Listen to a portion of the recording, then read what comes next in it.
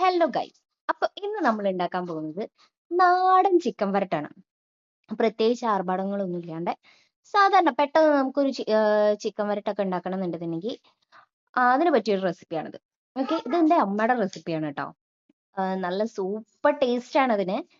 Okay, അതിന് ആദ്യമായിട്ട് നമുക്ക് വേണ്ടത് ഉള്ളി തക്കാളിയാണ്. ഇത് നമ്മൾ വഴറ്റിയിട്ടൊന്നുമല്ല കേട്ടോ ഉണ്ടാക്കുന്നത്, എല്ലാം കൂടി മിക്സ് ചെയ്തിട്ടാണ് നമ്മൾ ചെയ്യുന്നത്. അപ്പൊ നമ്മൾ ആദ്യം ഉള്ളി ഇട്ടിട്ടുണ്ട്, സവോള ഇട്ടിട്ടുണ്ട്, അതിലേക്ക് തക്കാളി ഇട്ടിട്ടുണ്ട്, ചിക്കൻ ഇട്ടിട്ടുണ്ട്. ഇനി അതിലേക്ക് വേണ്ട പൊടികളാണ് ചേർക്കുന്നത്. മഞ്ഞൾപ്പൊടി ഇട്ടിട്ടുണ്ട്.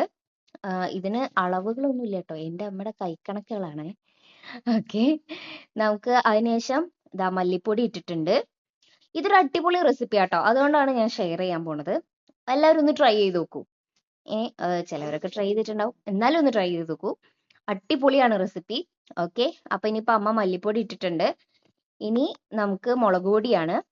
അപ്പോൾ അടുത്തതായിട്ട് മുളക് പൊടി ഇടാണ്. ഈ മുളക് പൊടി കാശ്മീരി മുളകൊന്നും അല്ല കേട്ടോ, നമ്മൾ സാധാരണ പൊടിപ്പിച്ചതാണ് അമ്മ. നല്ല എരിവുള്ള മുളക് പൊടിയാണ്. ഓക്കെ, അപ്പൊ നമ്മൾ ഇവിടെ യൂസ് ചെയ്യുന്നത് കല്ലുപ്പാണ്. ഉപ്പ് ഇട്ടിട്ടുണ്ട്, വെളിച്ചെണ്ണ ഒഴിച്ചിട്ടുണ്ട്. ഇനി ഇതാണ് ഇതിന്റെ പ്രധാന പരിപാടി എന്ന് പറഞ്ഞാൽ നന്നായിട്ട് ഞെരടി നന്നായിട്ട് ഈ മസാലയൊക്കെ ഇതിലേക്ക് മിക്സ് ആവണം. അതാണ് ഇതിന്റെ ഒരു ടേസ്റ്റ്. ഓക്കെ, അപ്പൊ നന്നായിട്ട് അമ്മ മസാലയൊക്കെ തേച്ചിട്ടുണ്ട്. ഇനി എന്താന്ന് വെച്ചാൽ നമ്മൾ ഇഞ്ചി വെളുത്തുള്ളി ചതച്ചത് അത് ഇതിന്റെ മേലെ ഇട്ട് കൊടുത്തതാണ്. ഇനി ഇത് നേരെ ഗ്യാസ് കത്തിക്കുന്നു, നമ്മൾ വേവിക്കാൻ വെക്കുന്നു. ഇത് നമ്മൾ സിമ്മിലിട്ടിട്ട് വേവിക്കുകയാണ് ചെയ്യുക. ഇതിന്ന് ഇറങ്ങി വരുന്ന വെള്ളത്തിൽ തന്നെയാണ്, ചിക്കൻ എന്നൊക്കെ ഇറങ്ങി വരുന്ന വെള്ളം ഉണ്ടല്ലോ, അതിൽ കിടന്നിട്ട് തന്നെയാണ് ഇത് വേവുക. ഓക്കെ, എന്നിട്ട് ഇടയ്ക്കൊക്കെ ഒന്ന് നമ്മൾ ഇളക്കി കൊടുക്കണം, അടി പിടിക്കാതിരിക്കാൻ ഒന്ന് ഇളക്കി കൊടുക്കുക ഇടയ്ക്കൊക്കെ. അങ്ങനെ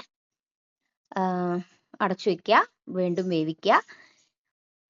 അറ്റ് ലാസ്റ്റ് നമ്മളുടെ റെസിപ്പി ഇതുപോലെ എണ്ണ തെളിഞ്ഞ് നന്നായിട്ട് വരണ്ട് ഇങ്ങനെ കിടക്കും. ഇതാണ് നമ്മളുടെ ചിക്കൻ വരട്ടിയത്.